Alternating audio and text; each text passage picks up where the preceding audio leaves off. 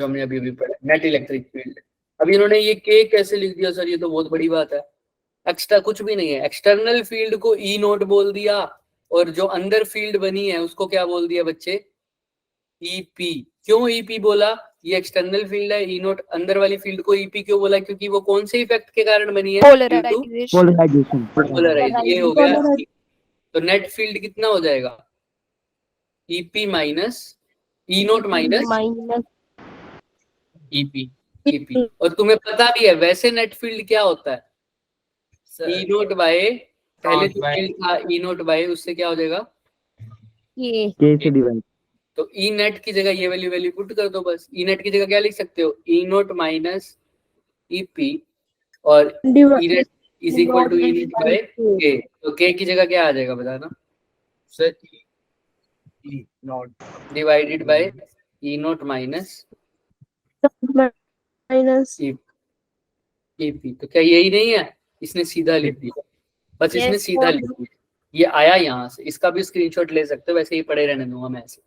चले आगे, किसी को इस पॉइंट पे दिक्कत है कि इसने कैसे लिख दिया सर ये चीज? No sir. चल, पोलराइजेशन वेक्टर मैंने तुम्हें बता दिया है। पोलराइजेशन वेक्टर को कैसे डिफाइन करते थे, डाइपोल मोमेंट इंड्यूस्ड पर यूनिट वॉल्यूम। वॉल्यूम।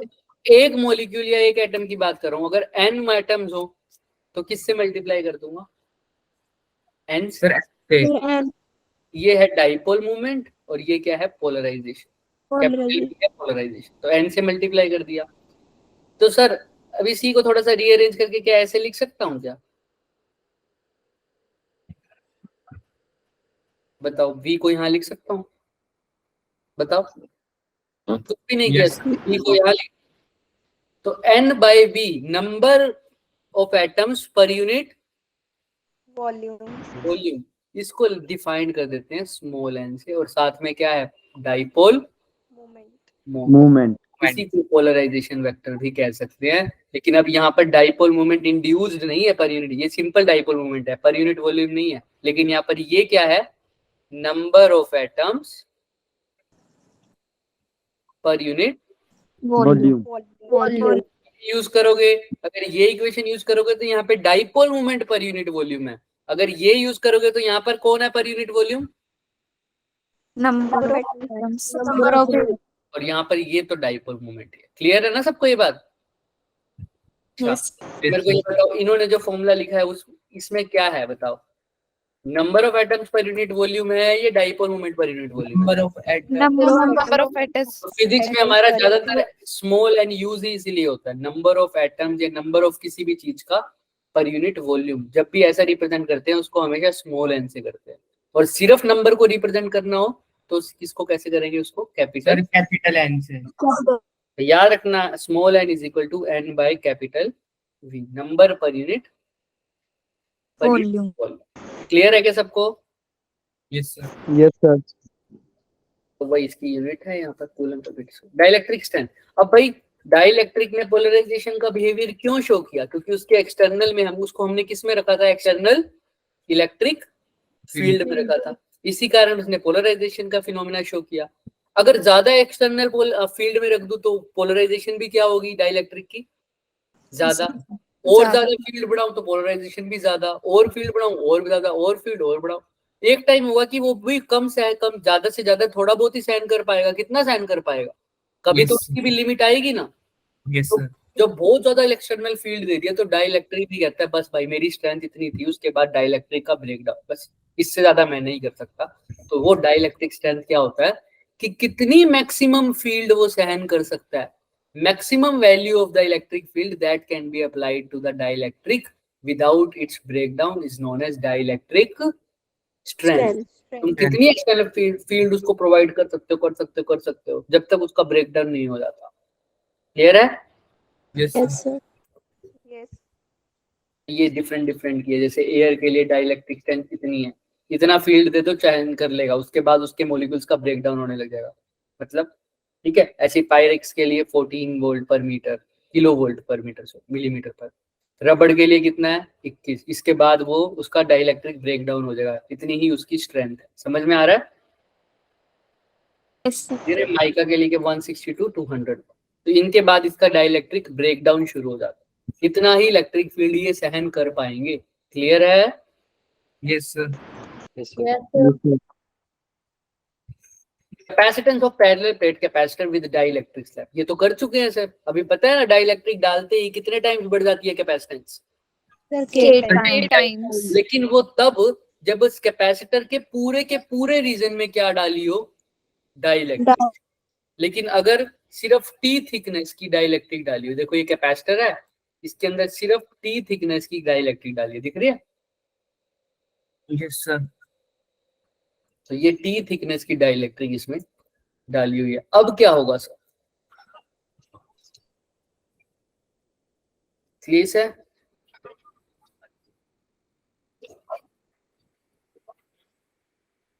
किसी को कोई भी दिक्कत है तो बताओ। No, sir. चलें आगे। एक सेकंड, आगे हम स्क्रीन गुम हो गई मेरी।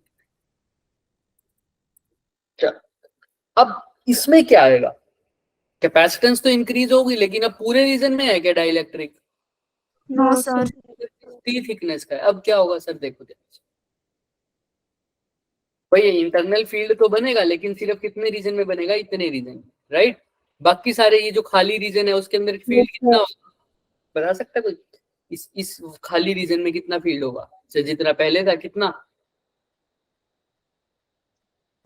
भाई अंदर वाला तो फील्ड मेरे को पता है, ई नोट माइनस ईपी होगा, हमने देखा है ना अभी। Yes, sir. लेकिन बाहर कितना होगा फील्ड? बाहर कितना होगा इस वाले रीजन में, ब्लैक वाले रीजन में? माइनस जितना पहले था कितना रह जाएगा? हाँ, ई नोट सिर्फ कितना होगा? ई नोट, क्योंकि बाहर तो कोई डाइलेक्ट्रिक है ही नहीं, तो इलेक्ट्रिक फील्ड वही एक्सटर्नल वाला ही रहेगा। क्लियर है? यस तो देखो, तो यहाँ पर देखो, पहले इलेक्ट्रिक फील्ड, अभी भी हमने वही करना है सर।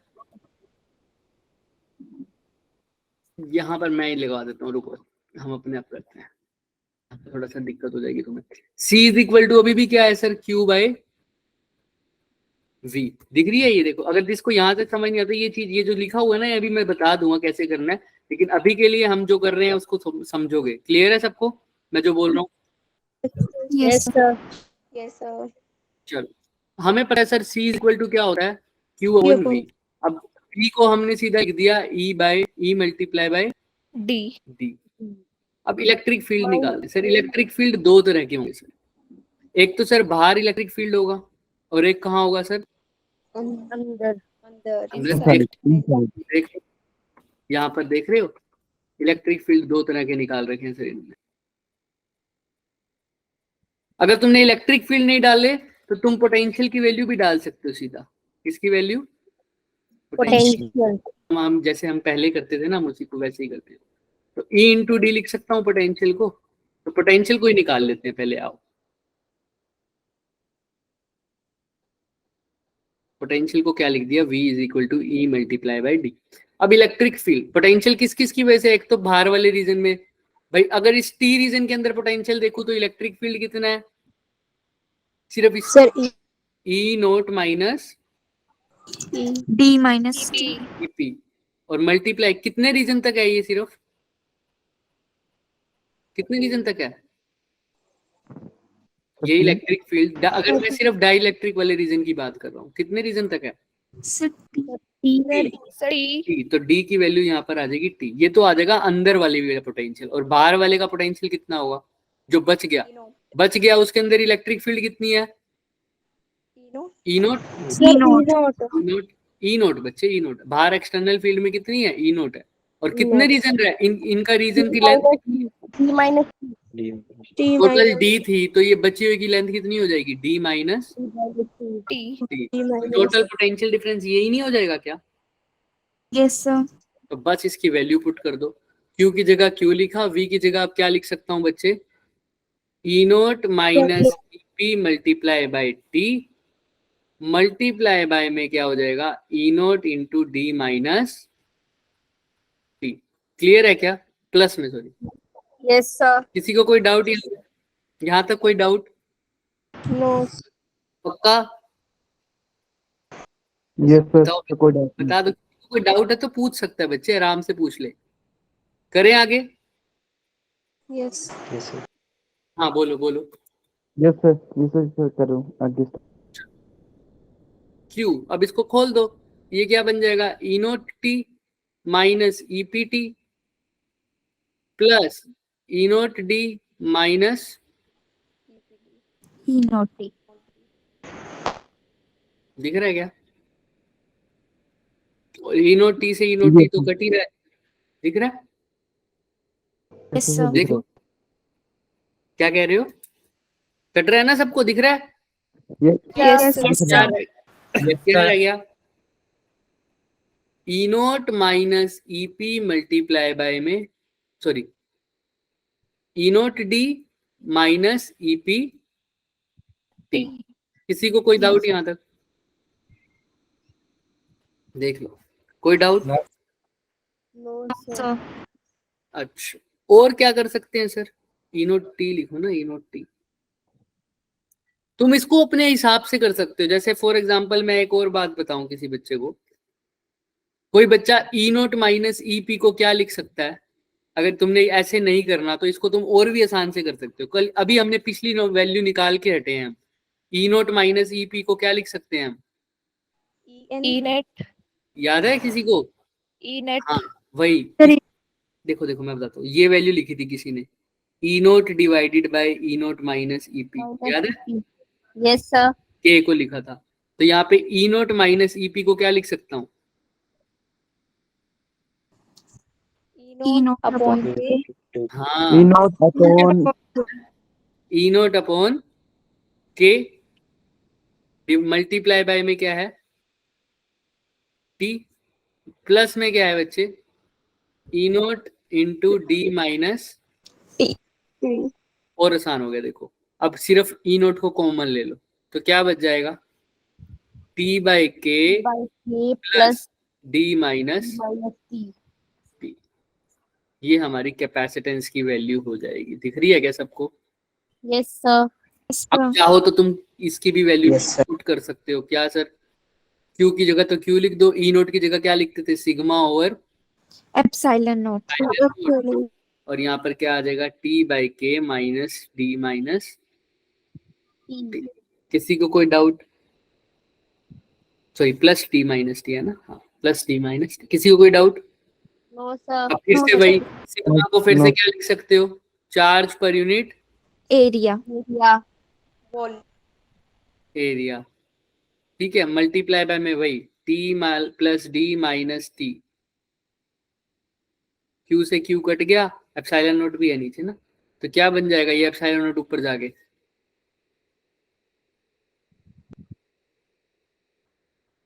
बताओ।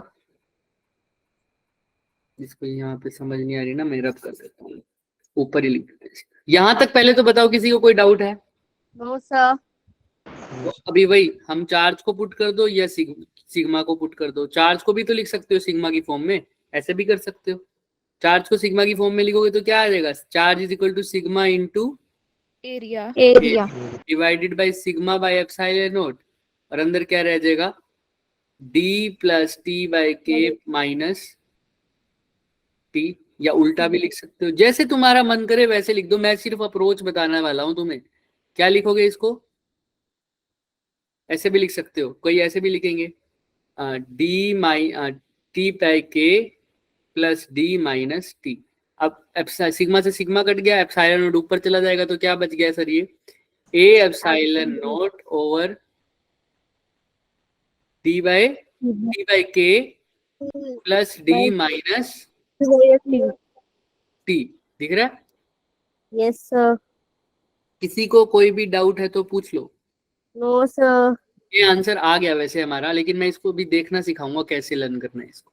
हमारा आंसर क्या है, capacitance A epsilon note over T by के प्लस डी माइनस टी, दिख रहा है सबको? Yes, sir. हमने Q की वैल्यू सिग्मा इंटू ए क्यों लिखी? क्योंकि चार्ज क्या, सिग्मा क्या होता है, चार्ज पर यूनिट एरिया, तो क्यू क्या हो जाएगा, sigma into area. Yes sir. Clear है? किसी को कोई डाउट है यहाँ तक? Yes, sir. देख लो एक एक स्टेप में, किसी भी स्टेप में कोई भी डाउट है तो पूछ लो। चले आगे। Yes, sir. ये हमारा आंसर आ गया। अब इसको देख भी लेते हैं। आओ,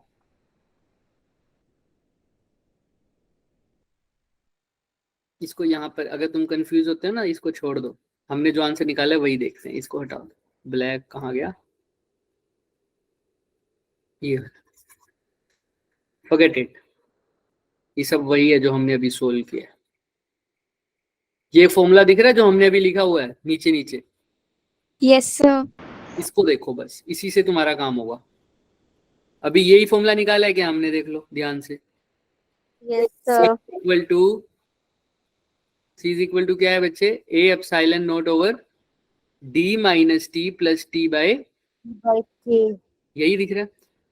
ये Yes, कब आया? sir. जब कैपेसिटर, अब तुम चाहे लर्न करना है चाहे सीधा फॉर्मूला भी लर्न कर सकते हो। अगर तुम्हारे बोर्ड में ये सिलेबस नहीं है तो तुम सीधा लर्न भी कर सकते हो। क्लियर है सबको? Yes, sir. Yes, sir. ये कब है सर? जब कैपेसिटर के अंदर मैंने प्लेट तो डाली लेकिन वो पूरे एरिया में नहीं आई। उसकी थिकनेस क्या है?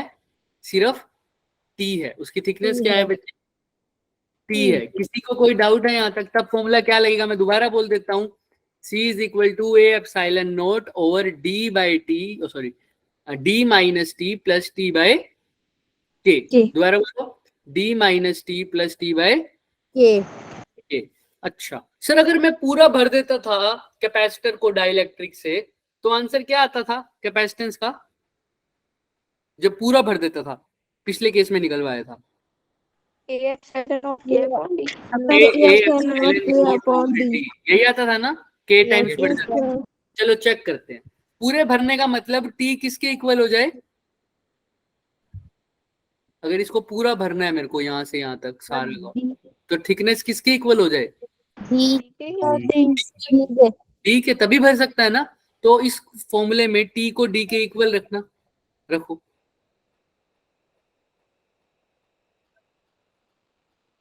क्या आएगा इस फॉर्मूले में? T को D के इक्वल रखो तो आंसर क्या आ रहा है? K A epsilon naught by D. A epsilon not तो है ही नीचे, देखो T को D के इक्वल रखोगे तो ये चीज तो कट जाएगी। Zero. तो T बाई K, K. तो K ऊपर चला जाएगा तो क्या आ जाएगा? K epsilon naught by K upon T. समझ में आ रहा है क्या? वही आंसर आ गया क्या?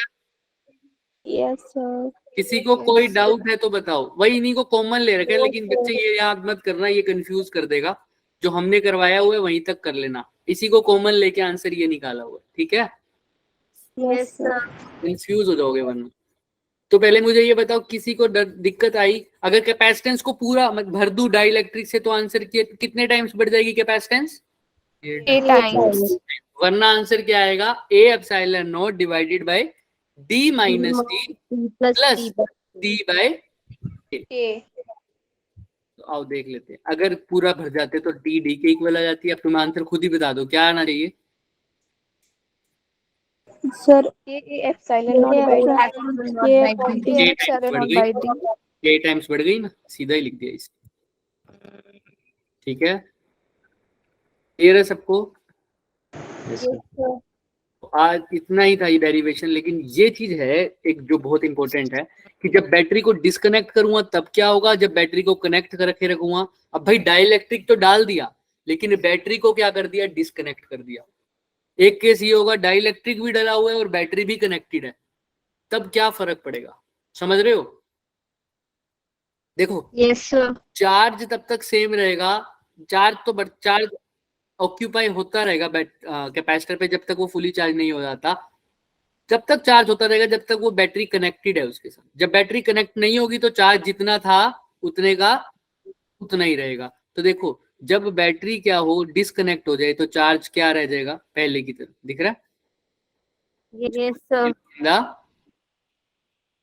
सेम। लेकिन अगर बैटरी कनेक्टेड ही रही तो चार्ज क्या हो जाएगा सर? Increase. बढ़ जाएगा। बढ़ जाएगा. क्यों बढ़ जाएगा सर? क्यों बढ़ जाएगा अभी बताते हैं। सर कैपेसिटेंस कितना था? Q अपॉन क्या होता है? V। अगर बैटरी कनेक्टेड रही, समझ रहे हो, अगर बैटरी क्या रही? कनेक्टेड रही, तो V की वैल्यू तो कांस्टेंट है। V की वैल्यू तो क्या है? Constant. या V कम हो जाएगा? Constant. सोचो सोचो सोचो, दिमाग लगाओ।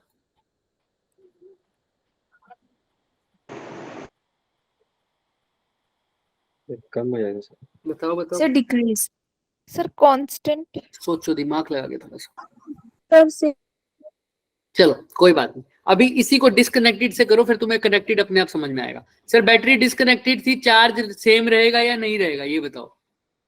क्योंकि बैटरी जब Yes, मैंने sir. क्या बोला, चार्ज बढ़ता रहता अगर बैटरी कनेक्टेड रहती, लेकिन अभी तो बैटरी डिस्कनेक्टेड है तो चार्ज क्या रहेगा, सेम। सेम और कैपेसिटेंस तो हमको पता ही है, के टाइम्स क्या हो जाती है, बढ़ जाती है, अभी निकाला।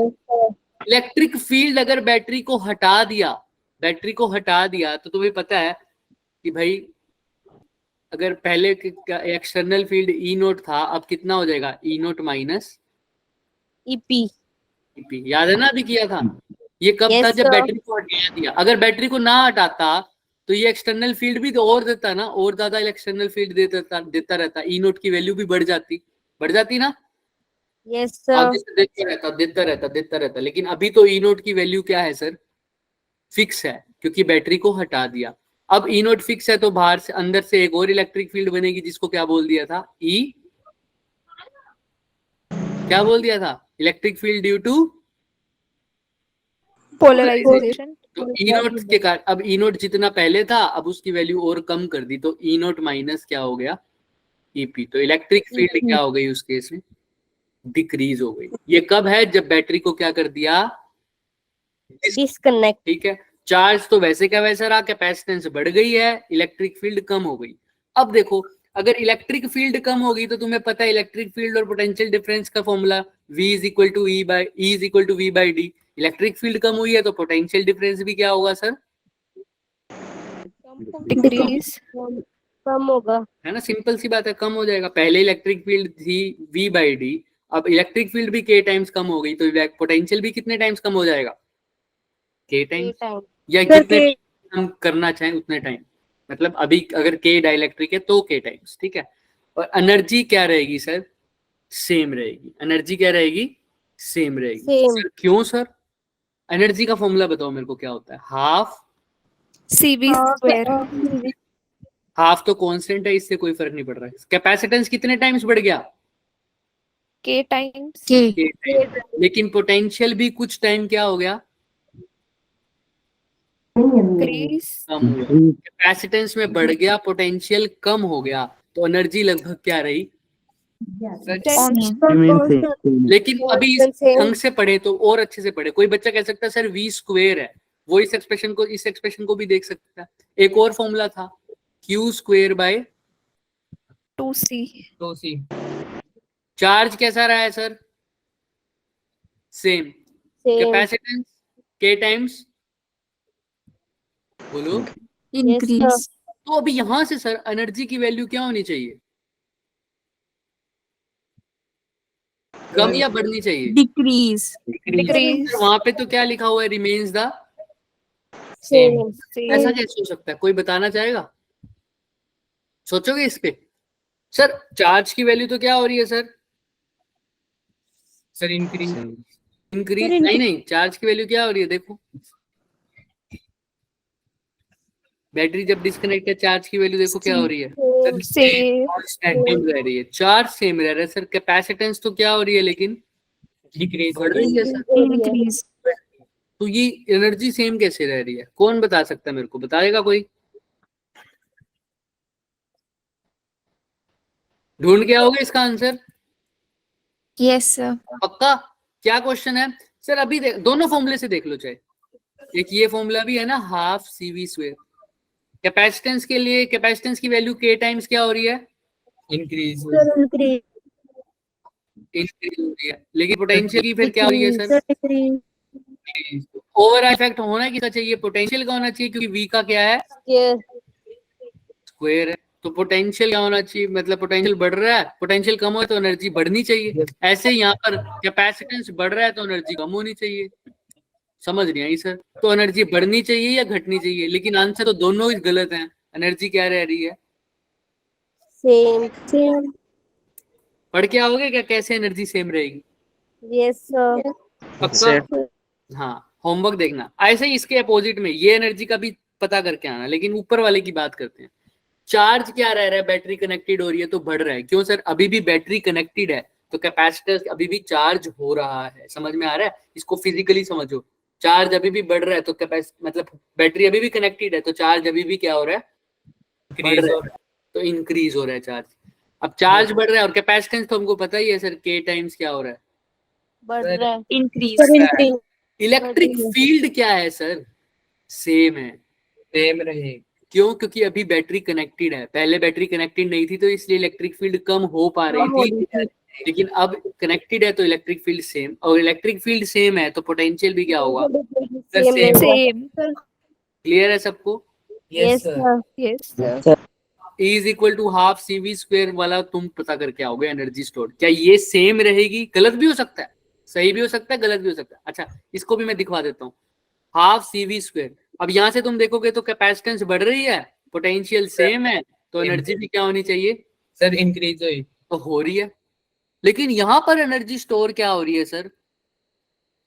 same अच्छा, इसको दूसरे तरीके से भी दिखाऊं तुम्हें, एक फॉर्मूला और भी तो था, Q square by Q square by 2C। 2C. Charge क्या हो रहा है? बढ़ रहा है सर, K टाइम्स, कैपेसिटेंस भी K टाइम्स बढ़ रही है, तो एनर्जी तो क्या रहनी चाहिए थी सर कांस्टेंट ना। अब यहाँ Sir, पर कौन डोमिनेट increase. करेगा? कैपेसिटेंस के चार्ज अगर K टाइम्स बढ़ रहा है तो ये स्क्वायर है, तो K का स्क्वायर आ जाएगा ऊपर, है ना? Yes sir. और नीचे सिर्फ K रह जाएगा, तो अभी क्या रह जाएगा? ये K रह गया, तो K टाइम्स बढ़ गई। तो ये तो ठीक है सर, K टाइम्स बढ़ गई, लेकिन मैं जानना चाहता हूँ जब बैटरी डिस्कनेक्ट हो रही है, जब बैटरी क्या हो रही है? डिस्कनेक्ट हो रही है, तो एनर्जी सेम रहेगी या नहीं रहेगी? ये तुम्हारा क्वेश्चन है, समझ में आ रहा है? yes यस जब बैटरी क्या हो रही है? डिस्कनेक्ट, तो एनर्जी क्या रहेगी? सेम या नहीं? ये तुम्हारा क्या है बच्चे? क्वेश्चन। बाकी energy stored when battery disconnected, इसको छोड़ के किसी भी चीज में दिक्कत है कि चार्ज कैसे बढ़ा, पोटेंशियल, इलेक्ट्रिक फील्ड, कुछ No, भी sir. प्रॉब्लम है तो वो पूछो। no sir energy stored No, को sir. छोड़ के, एनर्जी स्टोर्ड तुम्हारा होमवर्क है। क्या होमवर्क है एनर्जी स्टोर्ड? कब? वो भी सर जब बैटरी डिस्कनेक्ट हो है। तो मैंने बता दिया कैसे देखना है इसको, दोनों तरफ से दिखा दिया। एक तरफ से तो एनर्जी बढ़ रही है, एक तरफ से एनर्जी क्या हो रही है? कम हो रही है। तो तुमको बताना है क्या होगा। क्लियर है?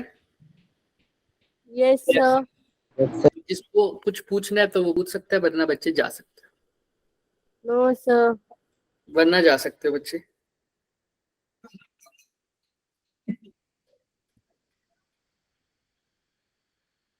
ठीक है, रिकॉर्डिंग ऑफ कर दें? yes sir तो याद रखेंगे ये सब। अब ये आज का लेक्चर, कल हम इसके क्वेश्चंस करेंगे, कल हम इसके क्या करेंगे? questions